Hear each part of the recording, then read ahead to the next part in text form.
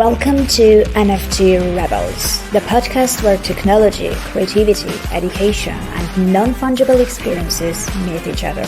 It's me, Annie Alexander, and in each episode, me and the Rebels will have a real unscripted talk, share genuine opinions, and show raw emotions. Should we start?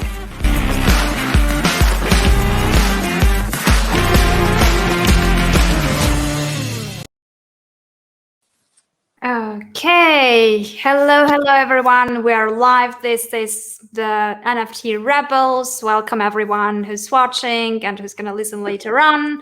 It's me, Annie Alexander, and today I'm talking to Icki. Hello, Icki. Welcome. How are you doing? Hi. Well, it's been a busy day as always, but I'm very grateful for the weekend, and appreciate you having me on.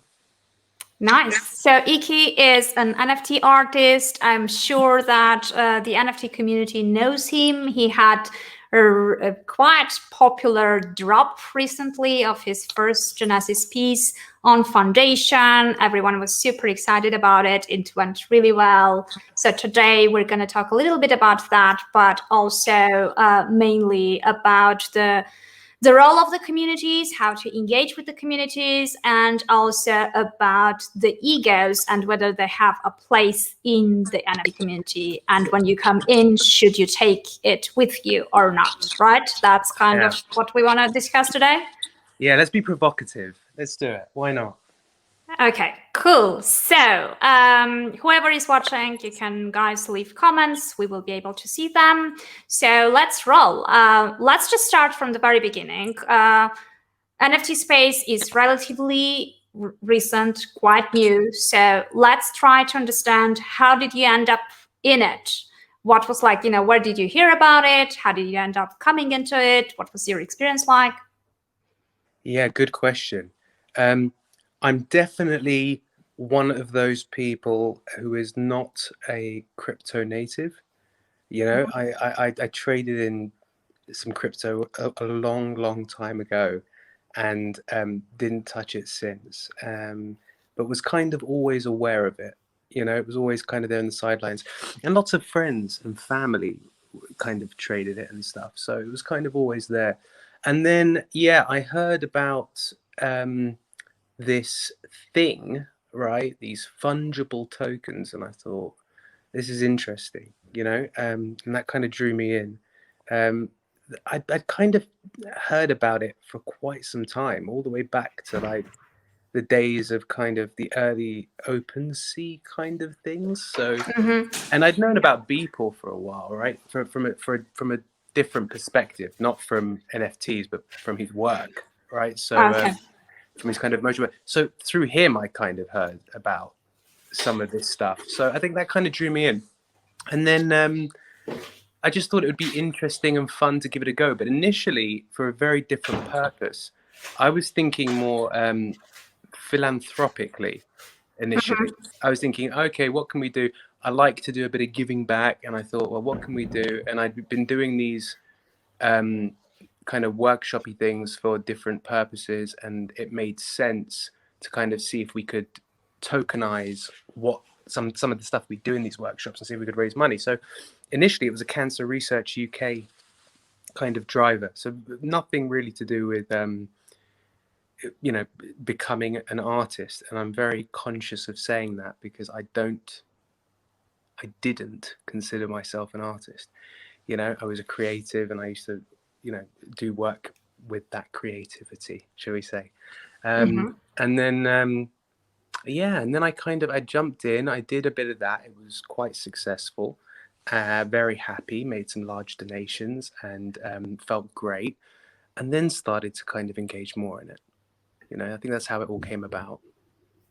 Okay, got it. How was I know that many people sort of have this challenge of, the learning curve, figuring out things. People get really overwhelmed when they come to the space because there are so many moving pieces and so many things to figure out. So, how did you feel? How was your experience in that sense? Overwhelmed. And in the end, I had to be shown. I don't think it's particularly easy to do if you have no idea of how it all works. Setting up a wallet, wallet addresses, how to get the currency in the first instance to even mint, engaging with exchange, all of that stuff, right? All of the technical kind of bits and bobs. And every time I looked it up, it was some tech guy talking about it. And I was just baffled. Yeah. It's the typical kind of person that knows it inside out trying to explain it to someone new, and no one really that I came across. I'm sure there's plenty of good stuff out there, but nothing that I came across was very easy to understand. So in the end, and I felt nervous, really, even though I had the guides, I was like, I still don't understand what I'm doing. And it was like, gosh, this sounds kind of scary. So in the end, somebody that did know kind of held my hand and just showed me how to do it all. And it kind of took off from there. And I think, as you know, once you've done it a couple of times, you start to become much more comfortable and familiar. Yeah.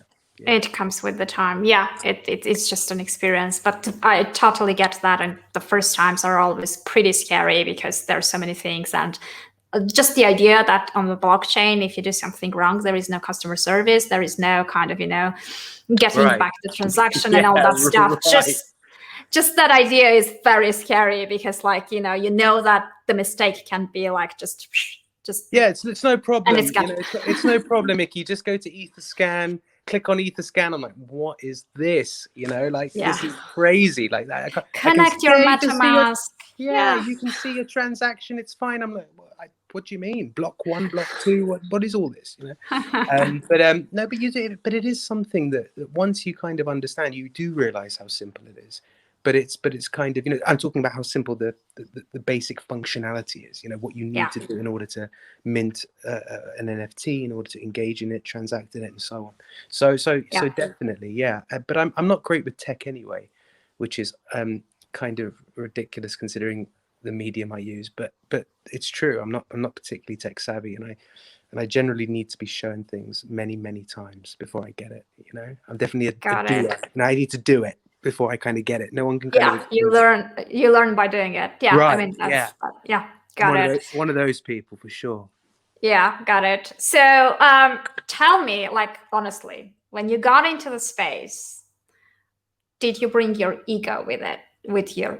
And how did it feel? Like, how was like your perception of yourself and in general, like when you were getting into this thing, how much baggage did you bring with you, including the ego? Yeah.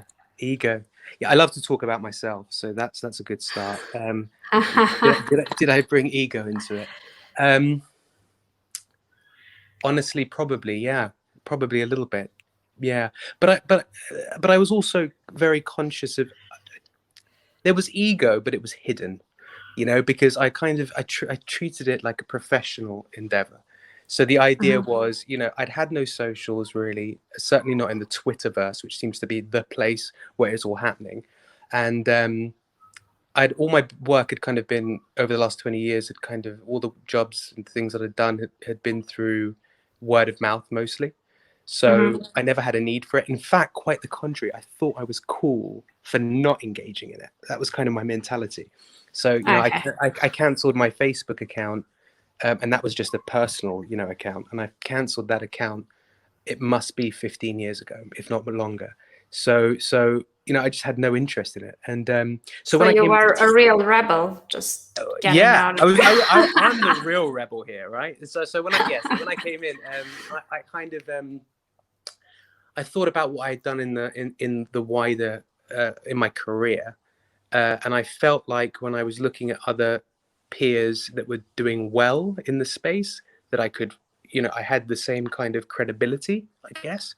So I felt like, it's just, I'm sure, I'll go in and knock it out the ballpark. That was the kind of attitude. So that's ego for sure. And I came in and I decided to treat it. I didn't act with ego, but I definitely had that going on. And then I treated it, like I said, like a professional endeavor. So it was kind of like I was going to be amicable. I was going to be respectful. I was going to try and build rapport with people. I was going to try and connect with people. That was all, genuine. But it was professional. It was work. That's kind of where my head was at. Just get a footing, understand the place, set a strategy. It was really kind of businessy. Which is kind of how I'd operated in the past in the real world. So it was kind of like, okay, that's what I need to do. But that changed very quickly. Yeah, you I know. have a feeling you kind of trashed that strategy, just Oh put it yeah, aside completely at one point, yeah. right? That went right in the bin. Yeah, absolutely. Yeah, absolutely. It just doesn't work as well. That's the other thing. It's just not the right strategy for me, you know. Yeah. And so that happened accidentally. So I had an issue that happened in the studio, and I couldn't do. I was going to come in and do some NFTs and drop them and all that kind of stuff, and expect them to sell for, you know, a million ETH or whatever it was, and obviously I couldn't do it because I didn't have my tools, my paintbrush, right?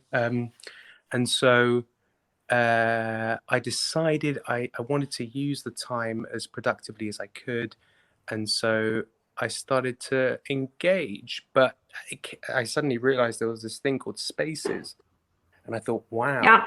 this is cool, because now I can go in, because I'd been told about Clubhouse and stuff, and I checked it out, but I didn't know what I was doing, because again, I'm basically a boomer. So I was like, you know, how do I navigate this world productively? And I was like, oh, Twitter Space, okay, I'll do that. You know, I'll just go in and listen, and I was hearing stuff, and I just started to talk and listen to people, and it was amazing. It was amazing. You know, it was so diverse. The people were Yeah. diverse all over the world. The topics were interesting, and I felt alive.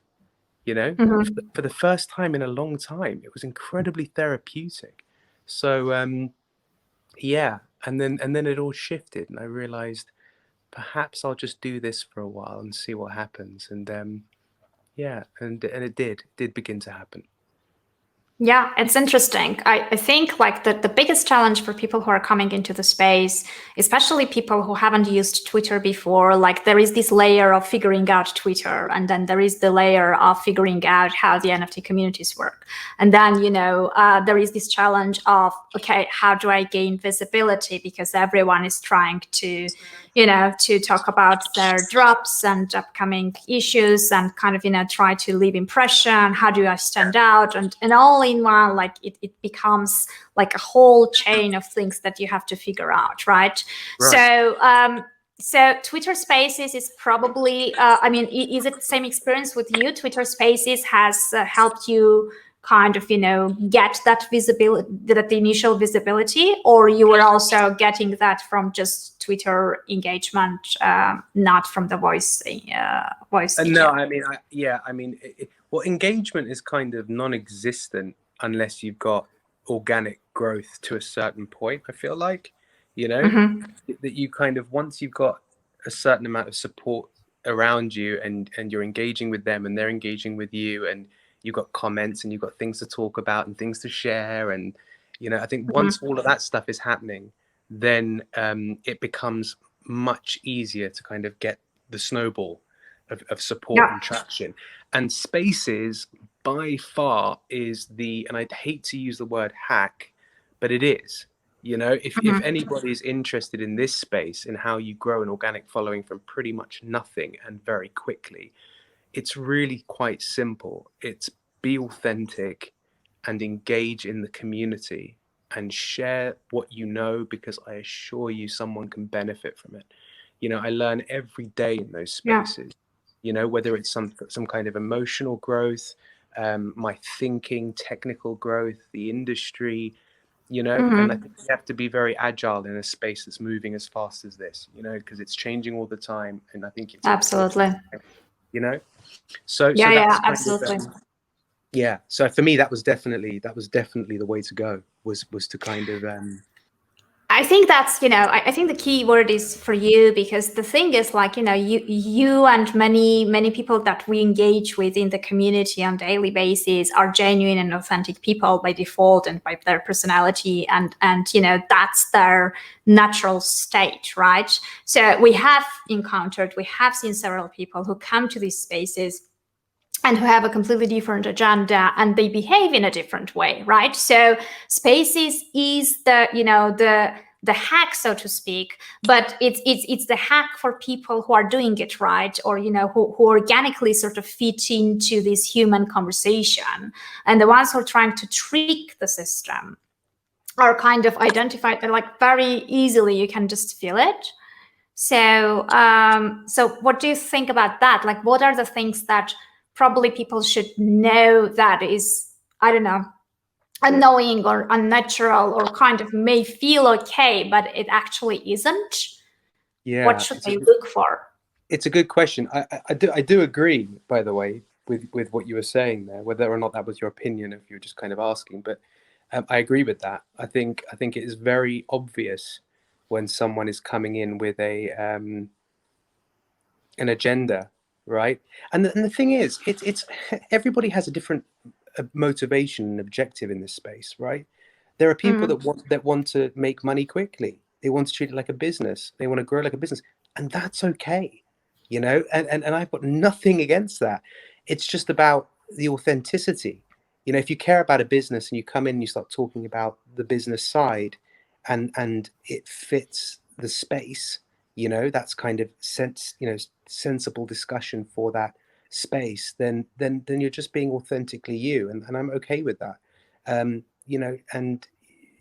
we're not a single consciousness. We all have different incentives. But if you're trying to act like that isn't the intention, and it clearly is, you'll be found out pretty quickly. And I don't suspect that's going to work out well for you in the long term. The other thing is, there are people here that don't care about the long term. There are people in here for cash grabs, and there are people, and that's normal, right? I think it's normal. And that's okay too. It's just kind of, I like to curate the people around me, and I like to find people that have the same intentions and objectives as I do, so that we can kind of grow together, right? This mentality of together to the top, right? So, and to do that, I look for people that are in it for the long term, people that want to grow, people that are authentic. I want to get to know people. There's a lot of anonymity in this space because of the nature of it, and I'm fine with that too. But that doesn't mean that you need to act in a shady way. And I agree with that. And I think it's only going to get worse, Ani. That's the other thing. As the space grows, you get, at the moment, they're kind of outliers. These odd people that come in and you kind of sniff, oh, that smells awful, like, get this thing off my shoe that I've stepped in, right?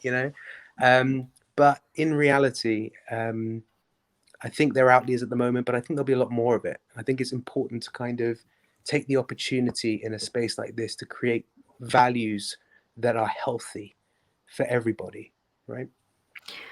Yeah, I think the anonymity is kind of partly coming from the habits that we had from the crypto space, where kind of, hiding behind avatars and nicknames and talking on Telegram, kind of, as someone people don't know about, kind of gave that perceived freedom and gave that courage for people to become like keyboard warriors and kind of, be able to say things that otherwise you wouldn't tell it to your face and stuff like that. So that there is this side of anonymity, right? Kind of, where you hide behind an avatar, and you're not really showing who you are, which may be tricky and harder for you to build the trust and the relationship with people, right?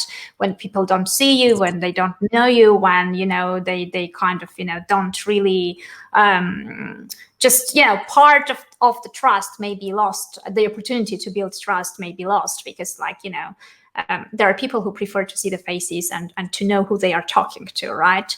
The other side of the whole coin, though, is that, we have these people who are doing this because of lack of confidence, because they need, like, there are lots of writers who use pen names, there are artists who use kind of, they're not their real names and are not showing up because they're still sort of not very confident and not ready to come out there and share their art with the world. So they are kind of bringing this safety layer to hide behind it for the beginning, at least, right? So I don't really know, like it's very hard to understand. There is this phenomenon, though, on Twitter, you talk to these apes and bulls and, all these different avatars. You don't even know who the hell you're talking to. But when you talk to them on Spaces or, in DMs or, you have them comment on your feed, they are genuine and they are telling things that they think and kind of, they share their opinions. So it kind of, at one point, you even forget that you're talking to an avatar, because in your head, like, you already have this vision of their personality, right? Because they show some of it. So it's so hard to, I don't know, like, I've sometimes when I'm looking at my thread, I have more avatars than human photos representing the profiles, right? It's true. But you can be anything you want to be in this space, right? And that's the thing. And so my question to people is always, if you can be anything that you want to be, then why not be uniquely you?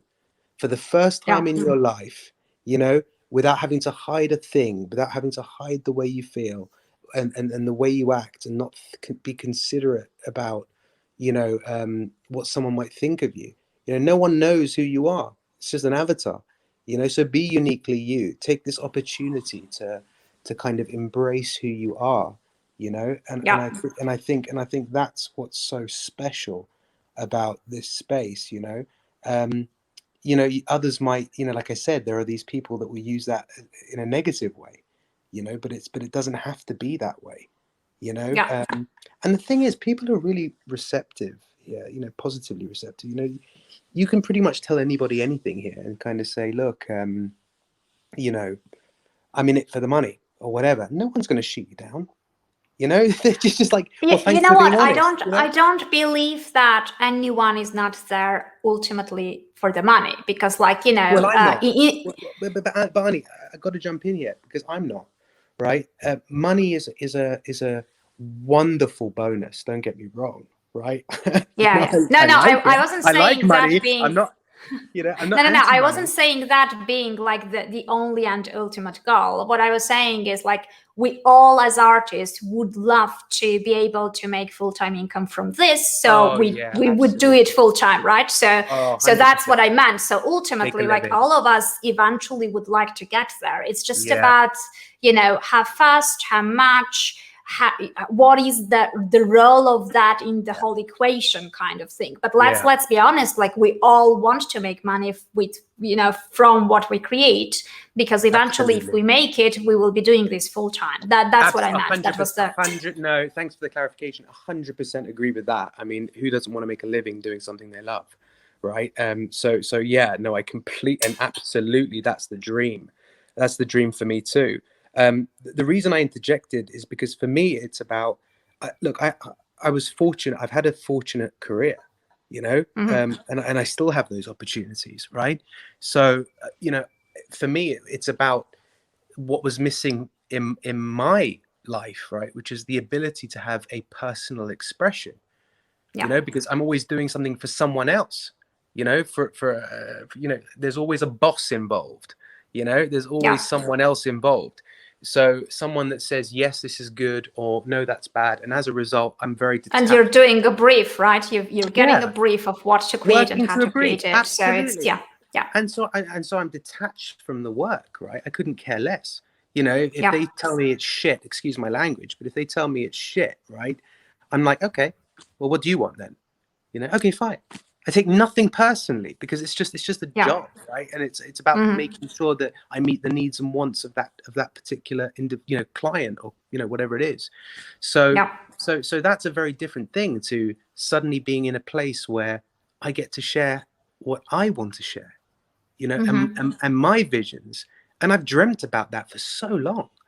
I can't tell you how many times I would be walking with family or on my own, and I'd begin to daydream about an idea and something that I wanted to explore and couldn't, and it was reserved for dinner tables with friends, and we would talk about it, and it was maybe one day I'll have the opportunity, and suddenly this world is thrust upon me, and I've got that This is the opportunity. day. Yeah, Yeah, this is this is the the day. day. Yeah, damn right. And I'll be damned if I'm not going to do it, and I'll be damned if I'm not going to do it unapologetically, right? Yeah. Because I've got something I want to say, and I've got something I want to share, and if that resonates with people, then I'm thrilled.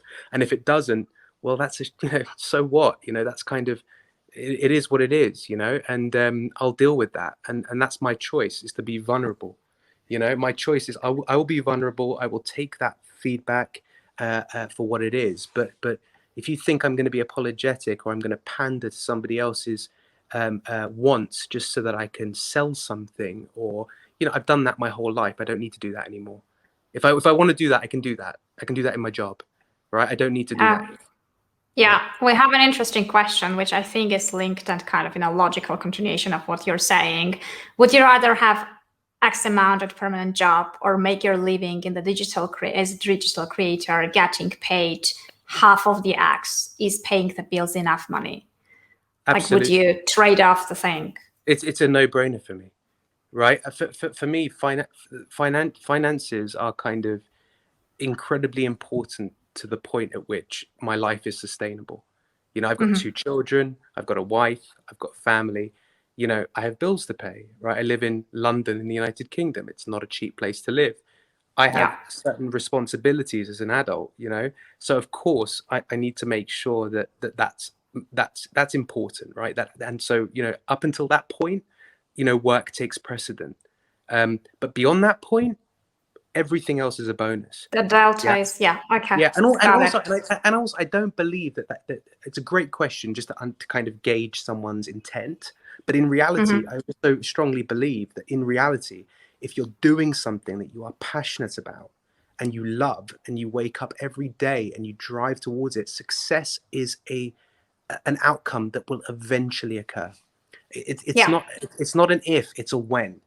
It's effort, what I mean? patience, time. It's just Perfectly it won't said. it won't be like overtime success, but it will eventually come if you keep grinding, right? Yeah, I mean, and if I'm going to grind, people did a daily art for 5,000 days before he got to where he was, right? He was like, he was doing it daily regardless. Like in the start, probably no one even knew him, right? But he was still doing it and turning things daily. So no, I totally believe in that concept for sure. It's just that people by nature are very impatient, so sometimes they just give up in the middle of the road and just don't really push until they're closer to that point, right? So that's it's interesting. It's an interesting one, though, isn't it? Because you said they give up, and I just think, when's the last time in your life that you gave up doing something you enjoyed?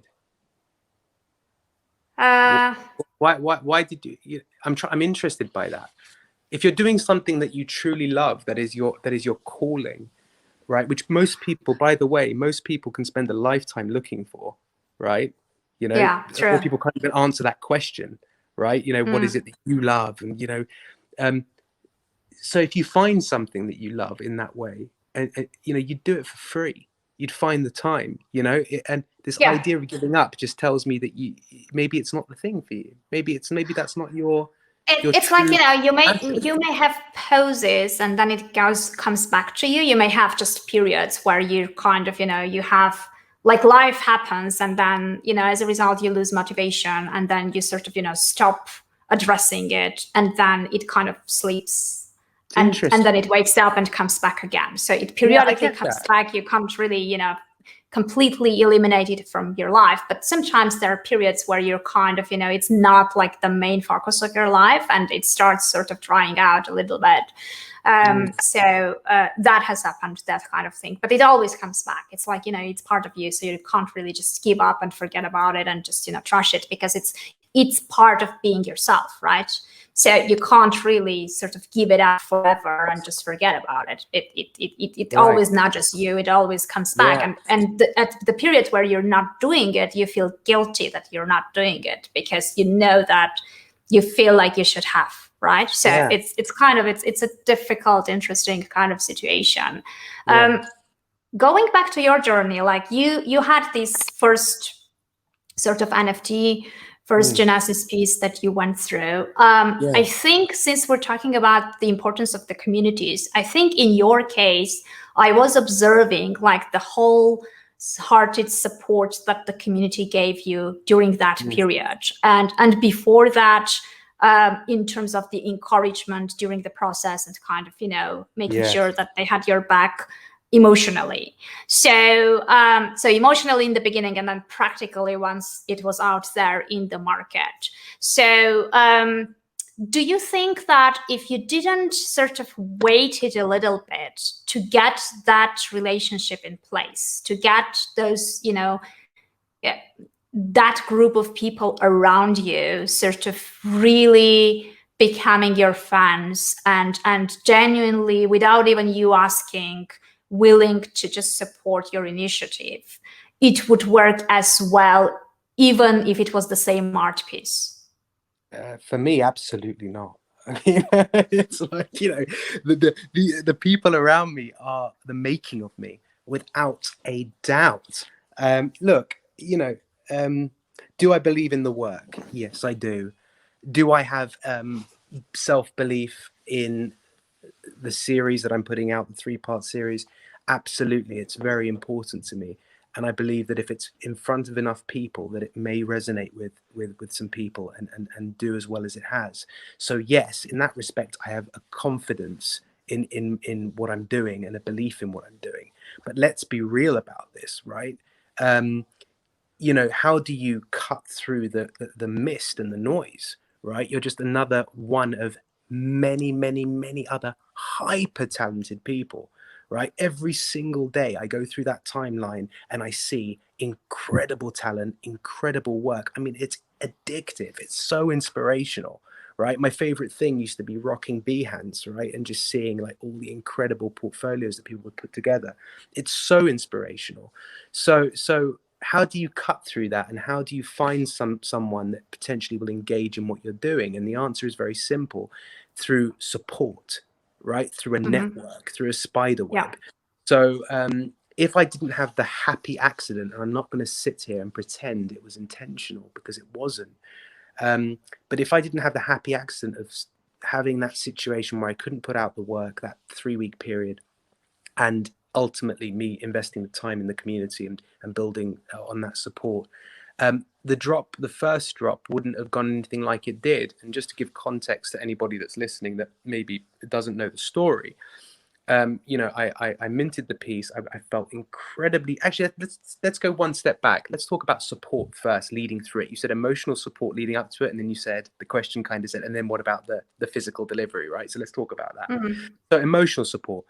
I felt so vulnerable, right? So all of these years, 20 odd years, working with clients, working with others, and feeling so confident in my ability just through experience, sheer experience. And then suddenly putting out my own work was like being back at day one, being an apprenticeship, or something. I just felt so vulnerable and nervous, and there was a lot of self-doubt and insecurity. And my network rescued me from that. So, people like, and I'm going to make some shout outs, people like Tori Bryant, who's an Oscar winning artist for Leica and so on. If you don't know Tori Bryant, everybody, then what are you doing? Wake up, go and check it out. Absolutely. So Tori Bryant, the likes of Laura Rafferty, award-winning illustrators and so on, these incredible people with great careers behind them. And I was able to use them as a sounding board for my work, right? And they were able to be honest and constructive with me in a way that was authentic and helpful. And that doesn't happen if you're engaging with people that you don't have a rapport with and a true bond with, right? Because all you get is that artificial, oh, it looks great, don't worry about it, kind of feedback. That's not helpful, right? And so that was really important. And but very British and very polite, right?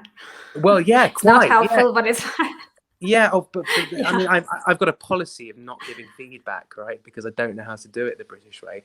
So I try not to offend people, but it's true, right? And so leading up, that was very important. That helped cement my ideas. It helped build on my ideas. Other people in the community, Alex Vicente, Ivan. I mean, these are people that I had discussions with in spaces. These aren't prolific artists, but they're prolific people in my mind, Mm-hmm. because they helped me Mm-hmm. develop the conceptual side of what I was doing, and they have interesting backgrounds and so on. So I took as much as I could. I just took, you know, and where possible I gave back. And so that led up into this situation where I woke up one day and I had the piece, it was ready. And I'd collaborated with Tustunt on the audio, who's, by the way, another incredible talent. And I was very fortunate. And so I was ready to go. I was thinking, well, do I do a trailer? Do I, you know, how do I market this? And I thought, you know what, I'm just going to put it out there. So I minted it. I started a small chat room, and I just said, listen, guys, just so you know, my friends, right? I've minted something today. I'm listing it, right? No quicker than, I don't know, 10 minutes later, right? I had a bid. I had a bid from someone that I really respect as an artist that wasn't in that room. So that was a very kind of unusual thing to happen. I kind of thought, that's beautiful. And so I was very excited, right? And I kind of thought, this is amazing. And then the community, right? The 300,000 or something impressions on that I'm releasing something tweet, right? Hundreds and hundreds of tweets and retweets and what have you, and they carried me, and I didn't need to do anything.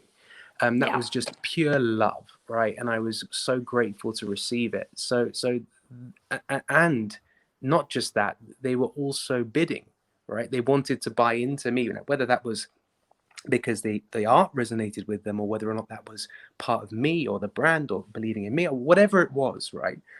I was grateful for it, right? And it definitely created this snowball environment. And that chat that I'd set up earlier in the morning, that little chat room, started to blow up, and it was just incredible. It was like a party, you know.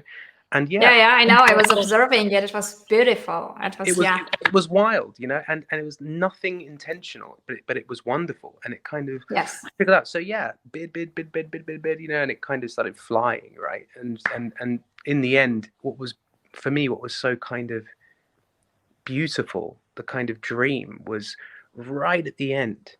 You know, I got a bid from somebody that I had no engagement with, right? And it was someone that I respect a lot as a collector, and has, in my opinion, has a lot of great work and great taste.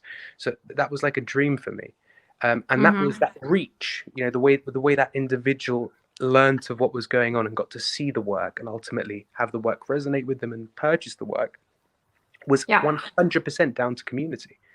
Yeah. So whatever way you want to look at it, the engagement and the community wins every single time. So absolutely, for me, it's a no-brainer. No-brainer. Yeah, and I think it's very important, and we touched on it several times during this conversation, but I think it's important to highlight that when you come to the community with the first thing, just asking stuff, it's not going to work, right? You have to give first. You have to be yourself. You have to build the relationship first beforehand. Like very often I'm getting direct messages from people that I've never seen around. I've never even been on spaces with. I never spoken with. And instead of hello, they're dropping me a link of their NFT saying, can you please buy it?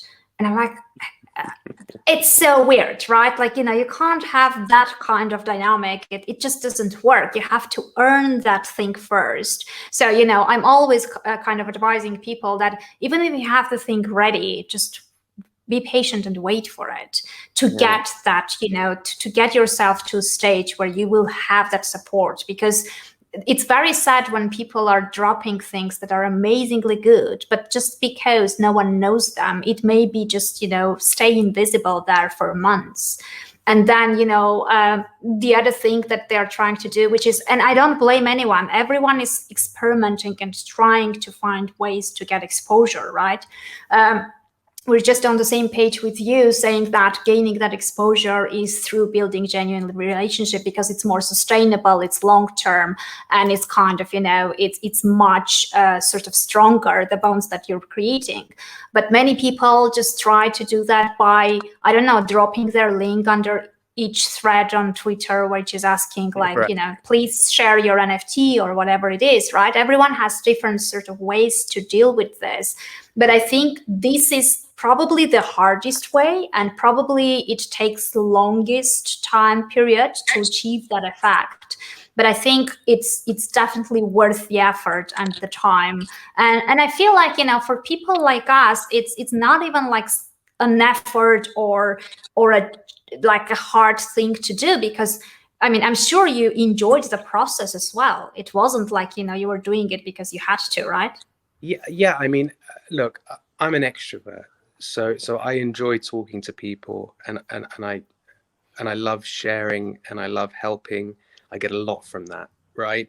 I wasn't always that way, but I am now. So for me, it's easy. It doesn't come so easy to others, and I've seen people really struggle, especially introverts, with confidence and so on. And that's why I think this community is so amazing, because they're so supportive of people like that. And Yeah. there's another artist who I have a lot of love for, Komachi. Yes, she's amazing. Yeah, Well, her art, first and foremost, her art is incredible. it Secondly, is very she, unique. yeah, and she's the only person in this space that does this kind of confidence in the community space and things like that, right? Which gives people an opportunity in a small, safe kind of environment to kind of learn to speak and practice their public speaking and learn how to build confidence. And all of this is out there for you. You have these rock stars that you can engage with and talk to and ask for advice. You have, insight for your mental health. You have confidence building. It's all there, and it's free. Why Yeah, ruin that opportunity? If somebody sends me a shilling kind of message, just check my art, what a shame. Because I see the art and it might be great, right? But I've got no time for it, right? I'm just not going to respond, right? And the thing is that yeah, individual could have said hi and sparked up a relationship with me, and who knows, right? Who knows what can come of that? So yeah. not with me specifically. We were talking about ego earlier, but in general, right? So No, I got it. Yeah. right. So if anyone's listening that that is interested in that kind of thing, yeah, definitely don't. It's a bad place when you first get here. It's hard to kind of navigate. You see all these ridiculous fake accounts. I've got this much ETH and I want to buy all your art. This ridiculous kind of waste of space. And you don't even know whether they actually buy anything, or they are just Well, they pumping don't. up No, they don't. their engagement rates, They 100% do not, right? If you go to an account and they're saying that they're going to buy art and they're not sharing any place where you can see the art they've purchased, or and you can just tell, right? And if they've got a picture of a guy in a diamond encrusted Bugatti, or a guy sitting in front of trading screens or something ridiculous like that, right? Just don't even bother, right? It's a waste. And also, in general, I mean, there's a couple of people that do that in the space that legitimately do buy stuff, right? And I won't mention names, yeah, but there are, right? I don't want to be yeah, bombarded, but you learn about who the right people to you have to kind of sense the room, right? You have to yes, kind of make sure that what you're saying is aligned to kind of what the energy and the vibe is. And you'll learn about all of these people, and you'll come across all of these people if you just start by engaging from in yeah. the beginning, right? And it is a commitment, right? It is a It is. commitment. It's a lot of time, it's a lot of effort, but just for 1 month, just for 1 month. And after 1 month, you'll probably find your feet quite well and get a good idea of what works for you and what doesn't, and kind of, off you go. Yeah, definitely. I guess, like, if we have to wrap up like this whole conversation and sort of, have one common message, it's like, no matter how talented the artist is, the people skill, the community building relationship is equally important. So, it's something you can't ignore, and you shouldn't. And it's something that you have to think about as well, because many people might think it's just like in tech, right? Companies sometimes, again, about ego, they are kind of, build it and they will come. If you have a really good product, you don't really need it to do anything. They will come and fall in love with it and start using it, which is not working that way. And, I'm sure there are like several artists who just, they probably they are right that they only need someone to notice it, and they will immediately connect with the art piece, and they will buy it and whatever. But I think it's just to gain that initial visibility in front of the right people, and to gain that traction like you had in the beginning, to get to this coverage.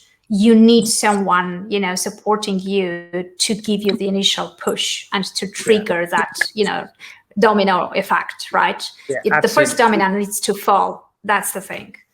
Right. No, exactly. That's it. I think you've summarized it well. We all just want to be seen. We all just want to be heard, right? And there's a way to do that, right? And it's exactly what you described, right? So yeah, I think that's a nice way to summarize. Yeah. Okay, awesome. So I'm very happy it worked out so well for you, because I think, like, Me too. Again, like, genuine people who are in the space, kind of, really sort of, helping out others, and also putting out there something from, a piece of themselves, and committing to stay long term. I think they do deserve what you've got at the moment, and I'm sure it will be just, becoming better with the time. So yeah, thank you very much for the time. Thanks for coming over. It was really nice talking to you. And yeah, I will put the link to your works, and to everyone we shouted out and mentioned in this episode for people to check out. Yeah. It will be a big list. I'll probably just copy and paste that chat, that chat list of participants who push you along the way. Probably a good idea. Yeah, no, absolutely. They're the real rock stars, right? So yeah, they're all very talented artists, and I'll be having some of them on the next shows as well. So I'm sure that people will have a chance to know them as well a little bit better, and have like genuine conversation like this. So yeah, thank you very much for coming over. Thanks a lot. It was really nice talking to you again, as always. It was a little bit different from Spaces, but I think that's kind of, this is again like about more people seeing it, right? Because like Twitter Spaces is really good for Twitter crowd, but there are a lot of people on LinkedIn and Facebook who are watching this as well, and some of them have no idea what NFTs are, etc. So I'm kind of, maybe we'll be having fresh blood coming over as a result. Who knows? Great. No, great. So, no, yeah. Thank you for having me. It was an absolute pleasure, and I loved talking about this particular theme because I think it was so important. So thank you for having me. Yeah. I enjoyed being a rebel. For a day, I'm going to continue to be a rebel in this important renaissance. Yeah, no, definitely, and yeah, stick to it. Yeah. Yeah, and I'm happy for people to reach out to me and have a chat, as long as they're not shilling art. Yeah, no, don't send links as the first message. Don't I'm going to regret saying that, aren't I? I'm going to regret saying that. Okay, no, please. Yeah, I'm always happy to, and hopefully over the upcoming weeks, I might be popping up in a couple of other places, and to talk about specifically more about the work. But yeah, this was perfect. Thank you. You're awesome. Awesome. Thanks a lot. Take care. Bye.